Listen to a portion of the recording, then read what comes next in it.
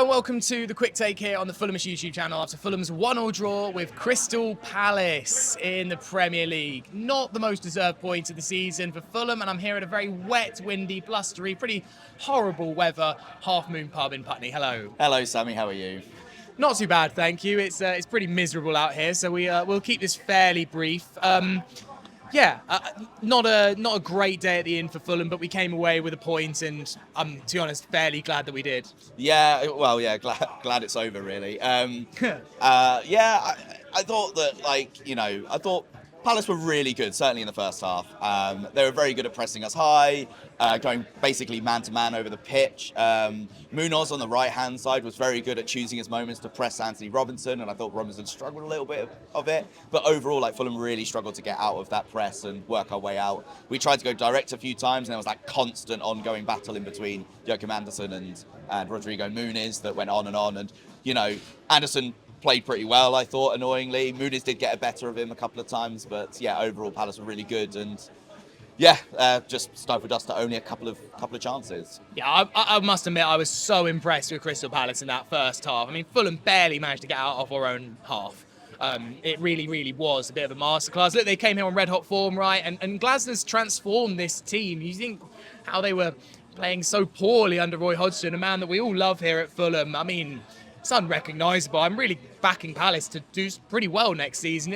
A few more players, a bit more quality, get players like Eze fit. Imagine if he had been fit today. It could have been a really, really bad day at the inn for us. Yeah, exactly. And there were good performances all over the pitch as well. Special shout out to Wharton in the middle of the park. I thought he's got real quality on the ball and off the ball. The terrier-like energy of Harrison Reed, really. It's kind of the opposite of how some Fulham fans are feeling, in the sense that Palace are ending the season really, really well, where Fulham's form has started to tail off slightly. And we don't want that carrying over into the next season, because we know what can happen when that happens. Yeah, I feel like a lot is riding now on this Brentford game for Fulham to recapture things. I mean, the first half, you watch the Sky highlights, you might think that Fulham had a bit of a sniff in that first half, but if you were watching that game in full, we most certainly didn't. But second half, I felt like Fulham rallied a little bit, got into the match, and took the lead. And when we did take the lead, I wouldn't say it was deserved that Fulham, got in front, but actually the momentum had swung a little bit. I think full credit on that goal. Yes, to Rodrigo Muniz for finishing it off, but Timmy Castagna started and made it. Yeah, absolutely, and brilliant work from him down that right-hand side to put Mitchell under pressure initially, who then gave the ball away, and that's how the move started. It's a lovely teasing cross from Castagna, and Muniz could do no wrong really in that position. I'm so glad he's got another goal, because there was a sense that maybe his purple patch might never be seen again, but glad he got that goal. But yeah, a big shout out to Castagna as well. I thought he was probably our best player out there today. Not an amazing performance, but certainly a very solid one. They didn't really get the best of him down that side when Elise was on there, and sometimes with Jordan Ayew, they kind of switched a little bit, quite often. And going forward, obviously, he was the one that created the goal. Yeah, well done to Timmy Castagna. A goal last week, an assist this week. He really is going from strength to strength, and we'll see what happens in the summer with Kenny Tete. But right now, that right-back spot is very much his. The goal that Palace scored is outrageous. Jeffrey Schlupp just loves scoring at Craven Cottage. I swear he doesn't score that many goals, unless I'm mistaken, but every time it's Fulham away, it turns into prime Zidane. Yeah, what a strike it is. It's just, you could hear that collective Gary Neville ooh as the strike is being hit, and Bernd Leno is probably still watching it as it's flying past him. Incredible strike, incredible. Yeah, unbelievable goal. And as you say, when the home end goes like that, you know it must have been something good. It's absolute postage stamp, kind of off the post, then slightly back off the bar and into that top corner. It's a sensational strike. But then again, Fulham at the end of the day were only dropped 2 points today because of a wonder strike.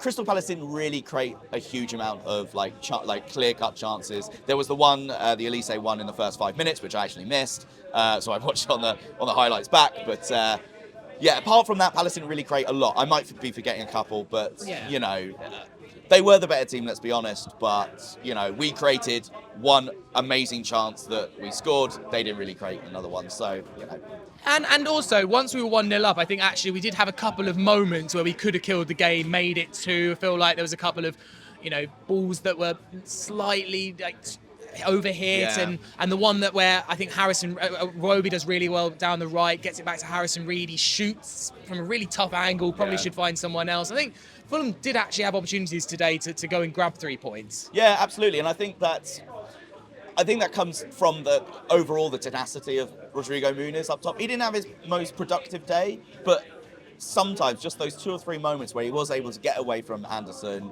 and play the right ball, it did work. It was working on in that regard. And I think I think the one you're talking about, I think when Muniz spun away and played an absolute ping ball in between the centre back and full back. Yeah. I think it even shocked Iwobi because it kind of he was like, oh, the ball's coming to me, and then he gallops after and managed to get it. But don't know how to round that one off, really. Fair enough. Yeah. Let's just talk about Tosin, because on Friday, Fabrizio Romano said that he will not be signing a contract. We obviously feared that this might happen.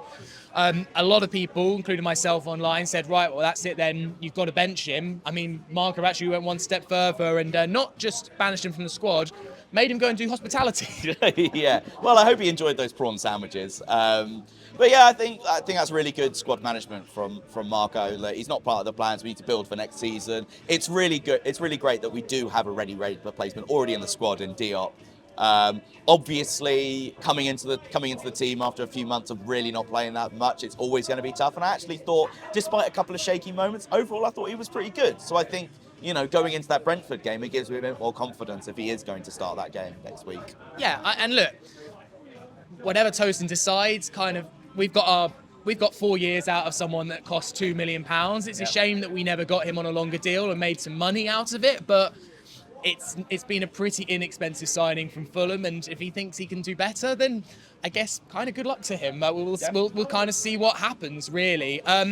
Any final thoughts on the game, Farrell? I mean, it was 2 mid-table teams, 2 fairly informish mid-table teams, slogging it out. We're going to finish 13th, aren't we? I don't see us breaking into the top 10. And that's still a really good season from my point of view. I know people talk about progress and whatnot, but I still feel like this is progress. Staying in the Premier League week in, week out. Each season is always going to be progress in my eyes. We're never going to battle it out with the big boys unless there's a remarkable sort of situation that changes. But I'm still pretty pleased. There was a point in my mind this week where I thought this is going to be one of those mad end of season games with nothing riding on it, and it's going to end up like 7-4, but just did not turn out their way at all. I quickly realised after about 5 minutes that wasn't going to be the case. Yeah, I was hoping for a very high scoring score draw. In the end, fairly cagey, but it's the end of the season and it doesn't matter too much. One benefit is that we don't need to record a really long quick take in the rain, basically, because there's not that much to actually talk about. Yeah, on that note, we should head inside and leave it there. Thank you for watching. Let us know what you thought of the game in the comments. Subscribe to the channel if you haven't already, and check out the podcast, which is coming out on Monday, for more reaction. We're off for a beer and to get a bit drier. Yeah. Thanks for watching. You Whites. You Whites.